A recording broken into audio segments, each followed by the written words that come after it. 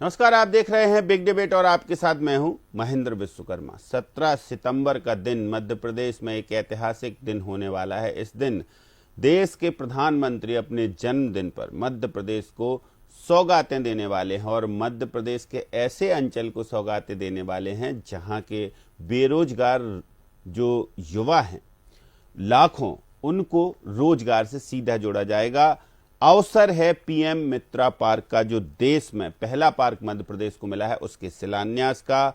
इसको लेकर जोर शोर से मध्य प्रदेश सरकार सहित भाजपा का संगठन तैयारी कर रहा है, क्योंकि उस दिन प्रधानमंत्री नरेंद्र मोदी का जन्मदिन जो है, और अपने जन्मदिन के अवसर पर वो मध्य प्रदेश को बड़ी सौगातें देंगे।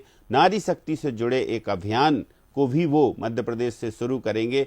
पीएम मित्रा पार्क के बारे में आपको बता दें कि धार जिले के भैंसला में ये पार्क बनने जा रहा है और इस पार्क को बनने से पहले मुख्यमंत्री डॉक्टर मोहन यादव कई सेशन इंटरेक्टिव कर चुके हैं, क्योंकि 2000 से ज्यादा करोड़ की लागत से और 2000 एकड़ करीब में ये पार्क बनेगा। तो इस पार्क में क्या खूबियां हैं, क्या खासियत है, क्योंकि ये दावा किया जा रहा है कि मध्य प्रदेश की दशा और दिशा बदलने वाला होगा ये पार्क।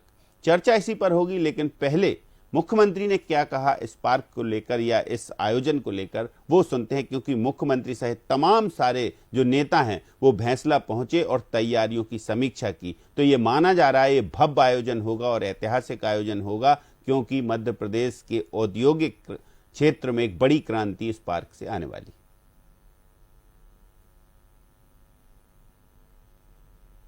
यशस्वी प्रधानमंत्री पीएम मित्र पार्क के माध्यम से एक बड़ी सौगात यहाँ देने वाले हैं। हमारे लिए एक और आनंद है, क्योंकि पीएम मित्र पार्क जो 7 बनने वाले उसमें सबसे पहले हमारे पीएम मित्र पार्क का भूमि पूजन हो रहा है। और सेवा और सुशासन के पखवाड़े में खास करके सशक्त नारी, स्वस्थ नारी, सशक्त परिवार, इस भावना के आधार पर वो पूरे अभियान की शुरुआत यहाँ से करने वाले हैं। और ये एक तरह से पूरा हमारा कृषि आधारित क्षेत्र है, जहाँ किसानों ने कपास के साथ वर्षों से ज़िंदगी का अपना बड़ा महत्व का हिस्सा जो बिताया है। ऐसे में कपास की सही कीमत मिले और इस दिशा में हम आगे बढ़ें।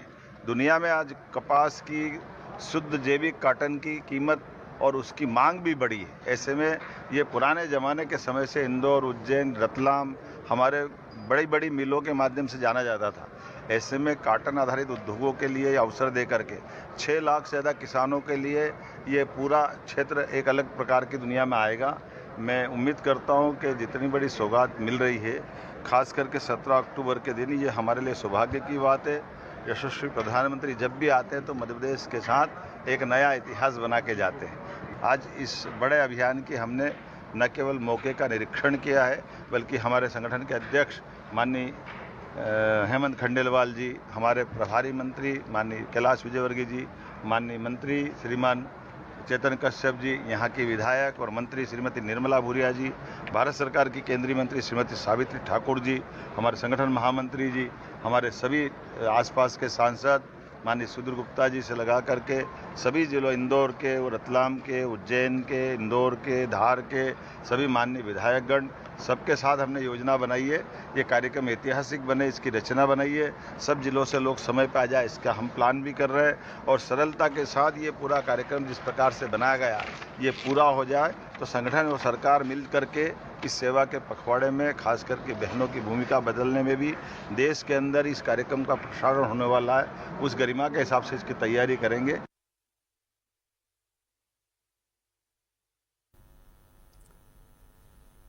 चलिए, कुछ खास पैनलिस्ट हैं हमारे साथ, परिचय पहले आपसे करवाते हैं। समर सिंह जी हमारे साथ जुड़े हुए हैं, कांग्रेस के प्रदेश प्रवक्ता हैं प्रखर, और गुंजन चौकसे जी बेहद ही सटीक बात रखती हैं, अपनी प्रदेश की भाजपा की प्रवक्ता हैं, और डॉक्टर राजेश जौहरी जी हमेशा की तरह वरिष्ठ पत्रकार। तो चलिए शुरुआत करेंगे। गुंजन जी, बेहद खास दिन रहने वाला है और प्रधानमंत्री अपने जन्मदिन पर मध्य प्रदेश को कई सौगातें देने वाले हैं।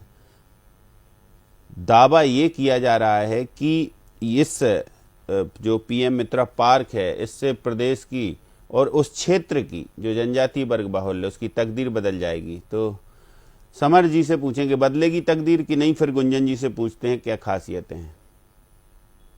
जी, तकदीर अगर बदलनी होती मध्य प्रदेश की तो 20 साल बहुत लंबा एक समय था, कुछ तो बदला होता।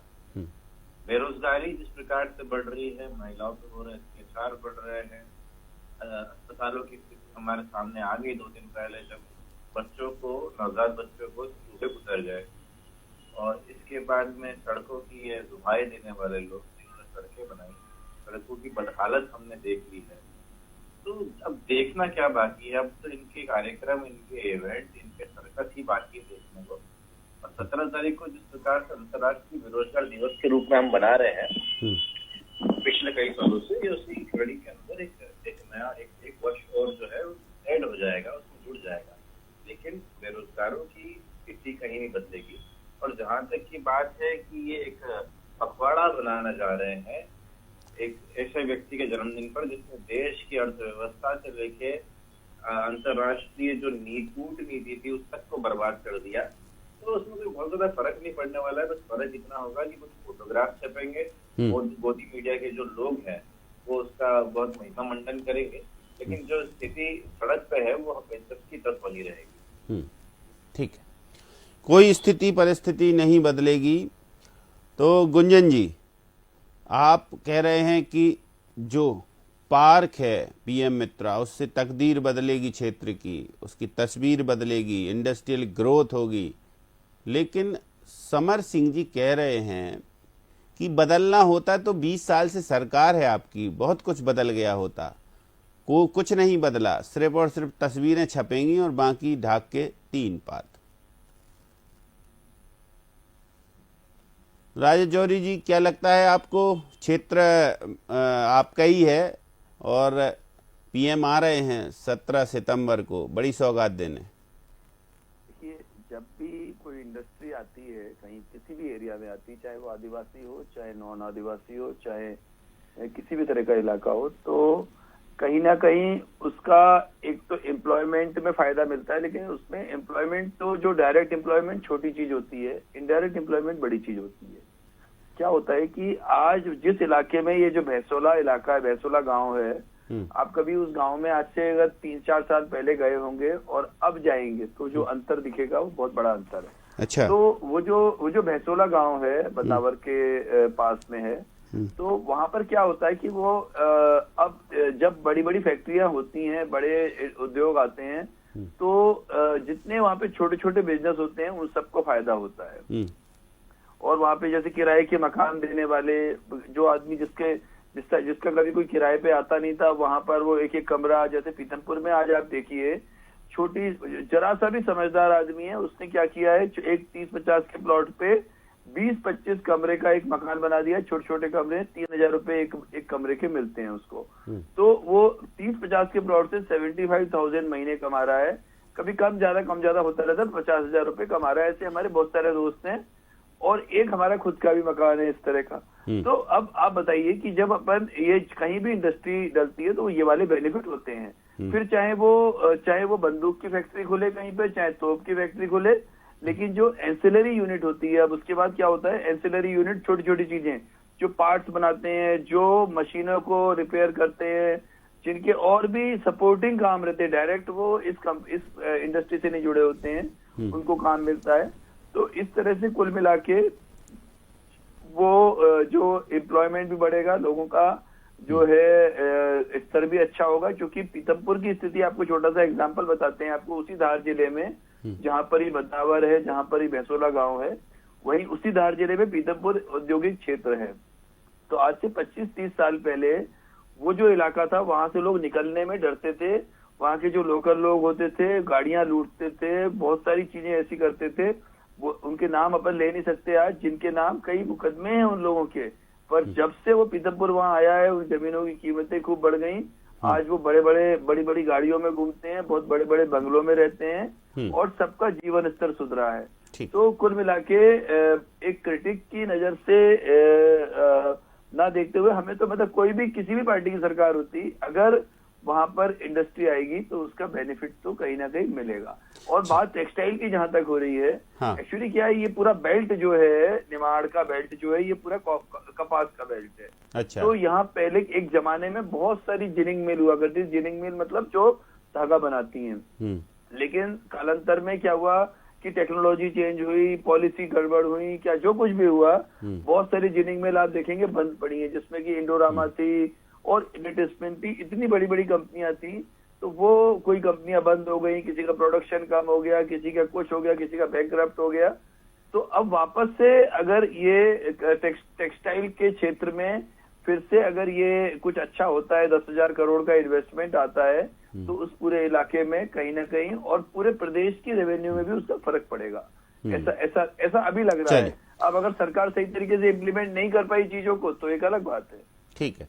गुंजन चौकसे जी भी हमारे साथ जुड़ी हुई हैं। गुंजन जी, सवाल उठा रही है कांग्रेस के बदलना होता तो 20 साल में बहुत कुछ बदल जाता, सिर्फ फोटो सेशन होते हैं ऐसे इवेंटों में, और ऐसा ही कुछ बदनावार के भैंसला या भोंसला जो गांव हैं उसमें देखने को मिलेगा।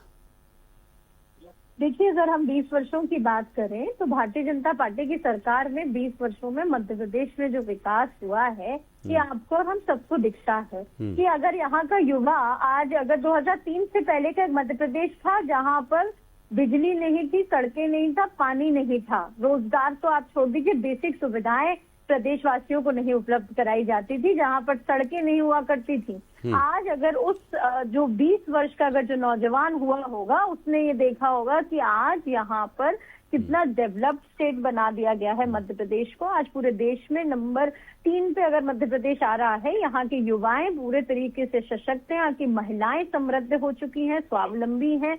यहाँ पे जिस तरीके से किसान का कल्याण हुआ, गरीब का कल्याण हुआ, तो ओवरऑल मध्य प्रदेश की स्थिति जो भारतीय जनता पार्टी की सरकार में सुधरी है वो आपको और हम सबको दिखता है और समझ में आता है। यही कारण है कि अगर हम मध्य प्रदेश के चुनाव के अगर हम रिजल्ट देखें तो 29 सीट पे अगर कमल खिला है तो इसीलिए तो खिला है ना, कि अगर मध्य प्रदेश की जनता को भी जानती है कि वो भारतीय जनता पार्टी की सरकार, भारतीय जनता पार्टी की सरकार के लोग हमेशा से मध्य प्रदेश की जनता की संवेदनाओं के साथ खड़े हैं, उनके विकास के लिए खड़े हैं और उन्हीं के लिए जो प्रतिनिधि चुनकर आते हैं वो सिर्फ जनता के लिए आते हैं। और वही अगर आप कांग्रेस को देखिए तो यहाँ से भ्रष्टाचार के अलावा, परिवारवाद के अलावा कांग्रेस ने कुछ नहीं किया। चाहे आप दलित जनता का अपमान देख लीजिए, आप महिलाओं का अपमान देख लीजिए, ऐसे अनगिनत उदाहरण देंगे कि कांग्रेस के नेताओं ने सिर्फ मध्य प्रदेश में बंटाढार किया था। मध्य प्रदेश का कल्याण अगर किसी ने किया है तो वो भाजपा की सरकार में हुआ। ठीक, कल्याण हुआ है भाजपा की सरकार में और आपको नजर नहीं आ रहा है, समर जी कह रही हैं गुंजन जी। और कांग्रेस की सरकारों ने तो बंटाढार किया है मध्य प्रदेश का, विकास सिर्फ भाजपा की सरकार ने किया है। और ये विकास की जो कड़ी है उसमें एक नए आयाम जोड़ने वाला फैसला है जो प्रधानमंत्री अपने जन्मदिन पर मध्य प्रदेश को सौगात देने वाले हैं। भारतीय जनता पार्टी के शीर्ष नेता मोदी जी से लेकर उनके प्रवक्ता तक सिर्फ झूठ बोलना जानते हैं, फरेब करना जानते हैं, जनता को ठगना जानते हैं, शब्दों की जादूगरी और डाटा की जादूगरी करते हैं, आंकड़ों की जादूगरी करते हैं। अभी हमारी बहन कह रही थी कि सड़कों का जाल बिछा दिया 90 डिग्री का, और साइड वाला जो इंदौर के अंदर हमने देखा आपका ब्रिज 90 डिग्री का ब्रिज भोपाल में देखा, जो बड़े नए नए हाईवेज आपने बनाए हैं तो भ्रष्टाचार की भेंट चढ़ चुके हैं, बड़े बड़े गड्ढे हैं और लोगों की मौत हो रही है उसके अंदर गिर के। इंदौर की घटना में आपको 5-7 दिन पहले 10 दिन पहले बताना चाहिए। जहाँ तक की बात है, आपने स्वास्थ्य की बात करी, हमने देखा कि किस प्रकार से हमारे नवजात शिशुओं की कोमल उंगलियों को चूहे खा गए, लेकिन आपको शर्म नहीं आएगी इस बात को अपनी सरकार को कि जो काली करतूतें हैं उनका आप उजागर नहीं कर पाएंगे, क्योंकि आपको राजनीतिक लोभ है, आप कुछ बनना चाहती हैं भारतीय जनता पार्टी में, इसलिए बच्चों की जो लाशें थी उनको भी पार करके आप चले जाएंगे, लेकिन उनके ऊपर कोई बात नहीं करेंगे। अब बात करेंगे कर रही थी युवाओं की, 20 वर्ष का युवा जानता होगा, तभी जो है पिछले साल तो भर में 75,000 जो है नए जो बच्चे हैं बेरोजगारी की लिस्ट में जुड़े हैं। और आप बात कर रही थी सिंचाई की, आप बात कर रही थी बिजली की, तो जितने संयंत्र आज हमने लगाए थे उस समय उसी से बिजली आप लोग बना रहे हैं। तो कुल मिला के बात है कि भारतीय जनता पार्टी, इनके नेता से लेके इनके कार्यकर्ता और प्रवक्ता तक झूठ बोलना जानते हैं। जो चीज ये 15 सालों में नहीं कर पाए वो अंतर्राष्ट्रीय बेरोजगार दिवस पर मोदी जी जो है 15 दिन में कैसे कर देंगे, ये पूछना चाहता हूँ मैं इनसे। और हमें हमारे वरिष्ठ पत्रकार साथी भी इस बातचीत को कह रहे थे कि मकान बना लेते हैं तो किराया मिल जाता है। ये बात अलग, ये बात सही है आपकी कि रोजगार जरूर मिल जाएगा, लेकिन किसी बच्चे ने इंजीनियरिंग करी है तो इंजीनियर बनने के लिए करी, उसने मकान बनाकर उसको भाड़े पर चढ़ा कर 15,000 से 75,000 रुपए कमाने के लिए नहीं करी है। तो फिर आप बच्चों को बोल दीजिए कि आप जगह जगह पर भैंसोला में, किशनपुर में ऐसे आप बनाएंगे, पढ़ो लिखो मत और आप घर बना लेना वहां पर, तो घर को फ्री में बनता है क्या? आप बोल रहे 30 बाय 50 का मकान भी अगर कोई बनाने के लिए आज के समय में कम से कम मध्य प्रदेश के अंदर 70-75 लाख रुपए की आवश्यकता है, इससे कम में तो कुछ भी नहीं होगा। तो वो 75 लाख रुपए मोदी जी देंगे कि मुख्यमंत्री जी देंगे? कौन देगा उनकी गारंटी? बच्चा जब बेरोजगार बैठा हुआ है तो बैंक लोन क्यों देगा उसको, ये भी सवाल है। हजारों फाइल ऐसी हैं जो विभागों के अंदर पड़ी हुई है जिसके ऊपर धूल चढ़ रही है। रोज हमारे जो बेरोजगार युवा है इसकी जो है लुभाने वाली योजनाओं के पर्चे ले लेके जाते हैं, वहां पर पता चलता है कि उनको किन्हीं कारण से अयोग्य घोषित कर दिया जाता है। तो भारतीय जनता पार्टी जो 15 साल में नहीं कर पाई, 20 साल में नहीं कर पाई, 15 दिन में करना संभव है। सिर्फ कर्ज ले रहे हैं, जितनी इनकी सालाना व्यय से ज्यादा जो है इनका जो कर्ज हो चुका है। लाडली लक्ष्मी योजना के का झूठ बोल के बहनों को नहीं दे पाए, 3,000 रुपए नहीं कर पाए, 450 सिलेंडर। हमारे बहन अभी किसानों की बात कर रही थी, किसान खुशहाल है ताकि किसानों के चेहरे के ऊपर जो परेशानी पे लगे हुए चिंता की लकीर है उनको जाके देखे कि आपने कितना बड़ा झूठ बोला था वोट देते समय कि 3,500 रुपए और 3,3100 रुपए और 2700 रुपए गेहूं धान के मूल्य लेंगे, 6,000 रुपए सोयाबीन के लेंगे। अरे गले तक पानी में खड़े होकर उनको खाद की लाइन में लगना पड़ रहा है और पुलिस उनको डंडे बरसा रही है। ये हालत आप लोगों ने कर दी है। झूठ बोलना आसान है, लेकिन जो वास्तविकता धरातल की चीजें हैं उन्हें पत्रकारों से भी हम लोग गुजारिश करते हैं और प्रदेश की जनता से गुजारिश करते हैं कि ये दावा किया जा रहा है समर जी की 1 लाख युवाओं को या जो कार्यकुशल लोग हैं उनको उस पीएम मित्रा पार्क के माध्यम से सीधा रोजगार मिलेगा और करीब 2 लाख को परोक्ष रूप से, प्रत्यक्ष तो नहीं परोक्ष रूप से। ऐसा जुमला जो है वो 2 करोड़ का भी बोला था। क्या वो 2 करोड़ लोग युवाओं को मिल गए रोजगार? तो ये तो सिर्फ इस प्रकार की झूठ बोलते हैं, इस प्रकार का जो है सिर्फ आडंबर करते हैं। आप बताइए अगर 2 करोड़ लोगों को मिल गया होगा तो मेरे ख्याल से 1 लाख जो युवा या 2 लाख युवा जो बोल रहे हैं इनको मिल जाएगा। कोलकाता में इंटरेक्टिव सेशन में गए थे मुख्यमंत्री डॉक्टर मोहन यादव। 16,000 करोड़ के निवेश प्रस्ताव तो पहले ही मिल चुके हैं, अभी शिलान्यास नहीं हुआ है पीएम मित्रा पार्क का, सरकार का दावा है। ये जो कलकत्ता की इन्वेस्टर मीट में हमारे मुख्यमंत्री जी गए थे, ऐसी एक इन्वेस्टर मीट 20 सितंबर 2024 को हुई थी जहाँ पर 19,800 करोड़ रुपए के जो है मसूदों पे दस्तखत हुए थे, लेकिन वो कहाँ है? काल भर लगभग उसको भी हो गया है।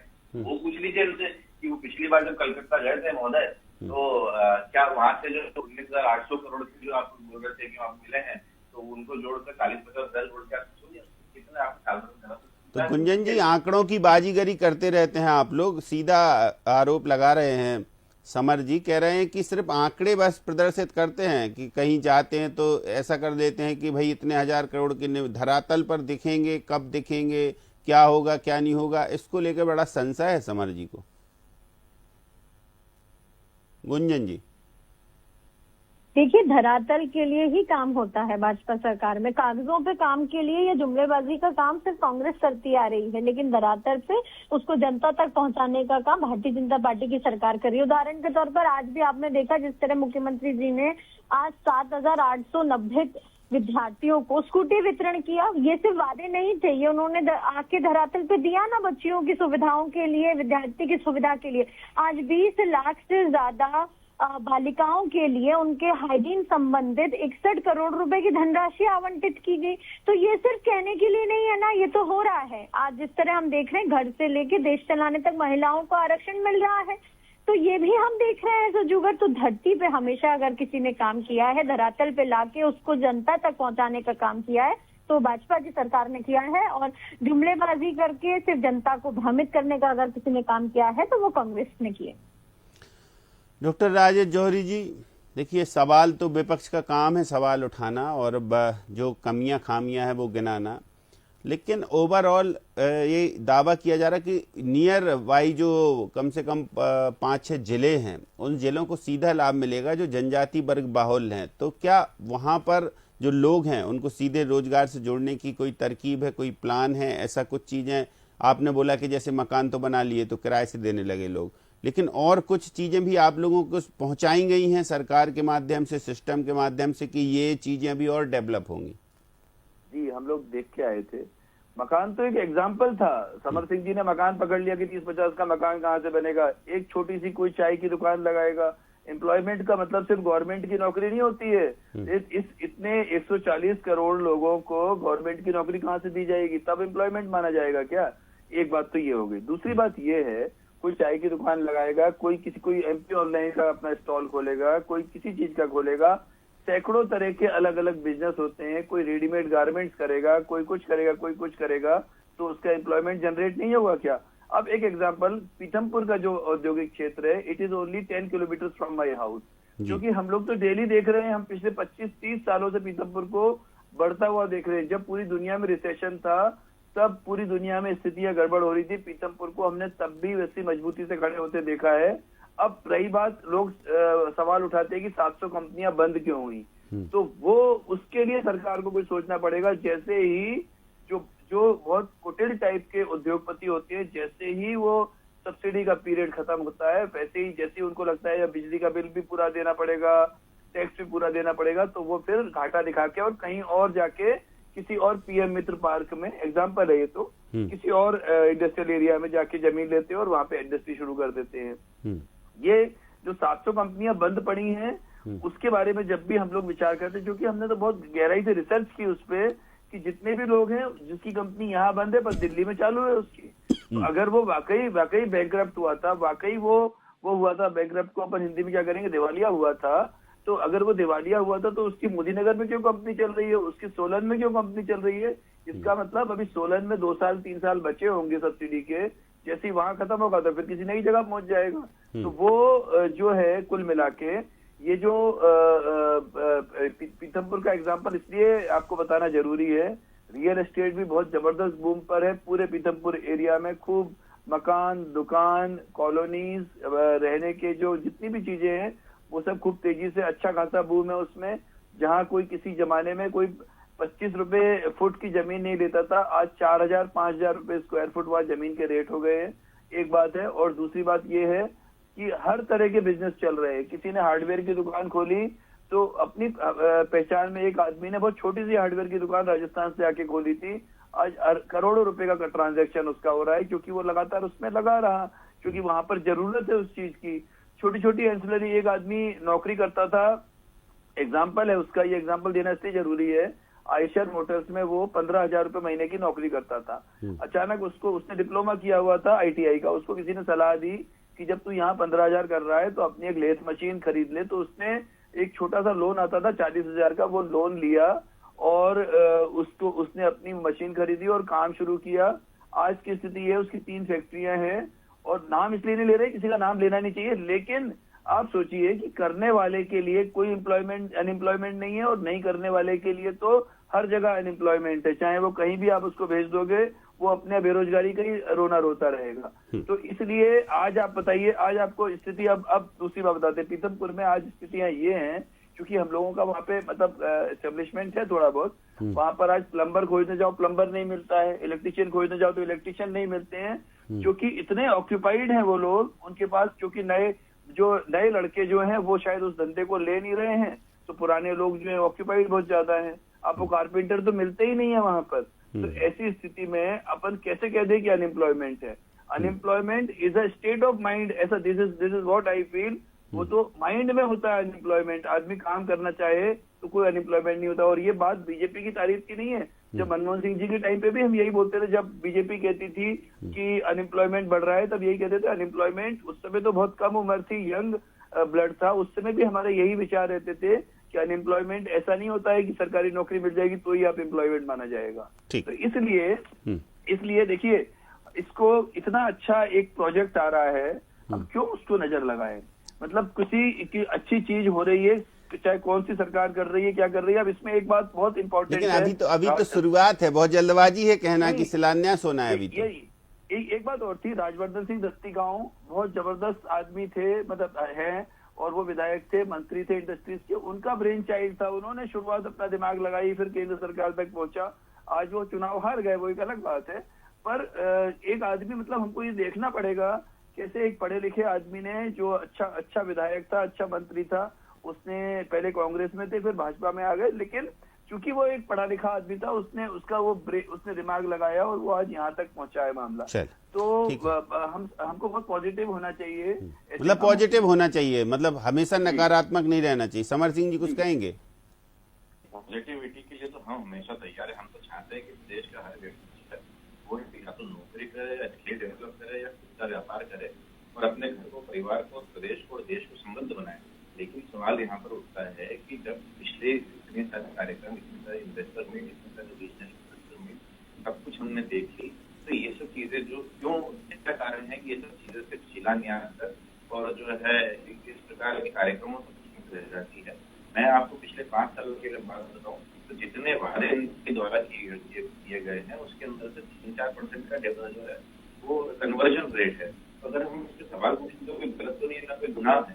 हम अगर ये जानना चाहते हैं कि आपने इतने बड़े बड़े वादे किए थे, 2 करोड़ दूसरा 20 लाख की देते हैं, क्यों वो 2,25,000 की कीमत है? हम ये सवाल पूछ रहे हैं आपसे कि जो बच्चे ने जिस चीज में स्किल डेवलप करी है, कल से आप उसको पकौड़ा इकोनॉमिक्स में डाल देंगे तो फिर कैसे काम चलेगा? हर बच्चा के पकौड़े, हर बच्चा चाय की दुकान लगाएगा। उसने जिस चीज की पढ़ाई करी है, जिसके लिए उसने अपना समय लगाया है, स्किल डेवलप करी है, उसको उसके स्किल।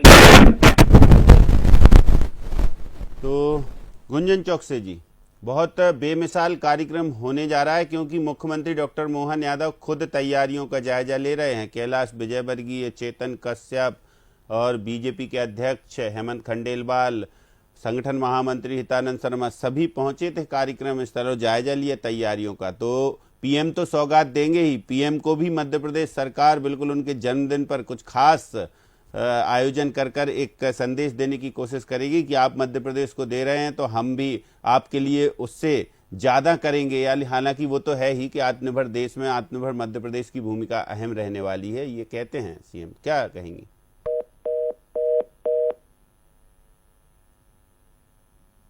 चलिए, तो कुछ कनेक्टिविटी की प्रॉब्लम हो गई है, इसलिए शायद अब चर्चा को यहीं विराम देते हैं। बहुत शुक्रिया समर जी हमारे साथ जुड़ने के लिए, बहुत शुक्रिया डॉक्टर राजेश जौहरी जी, बहुत शुक्रिया गुंजन जी हमारे साथ वक्त निकालने के लिए। तो सबसे बड़ी बात यही है कि पीएम मित्रा पार्क का शिलान्यास करने प्रधानमंत्री अपने जन्मदिन पर आ रहे हैं और इस दिन कुछ और सौगातें भी मध्य प्रदेश को मिलने वाली, इसको लेकर तैयारियां जोरों पर हैं। लेकिन विपक्ष के सवाल अपनी जगह हैं। अब देखते हैं विपक्ष के सवाल कितने अपनी बात पर कायम रहते हैं। जैसे जैसे पार्क का शिलान्यास होगा, डेवलपमेंट होगा, उस क्षेत्र का विकास होगा। हालांकि जो एक्सपर्ट हैं वो कह रहे हैं कि जाहिर सी बात है कि जब कुछ अच्छा होता है तो क्षेत्र का विकास होता है। नजरें रहेंगी, आपको भी बताएंगे। बिग डिबेट में इतना ही, मुझे दीजिए इजाजत, नमस्कार।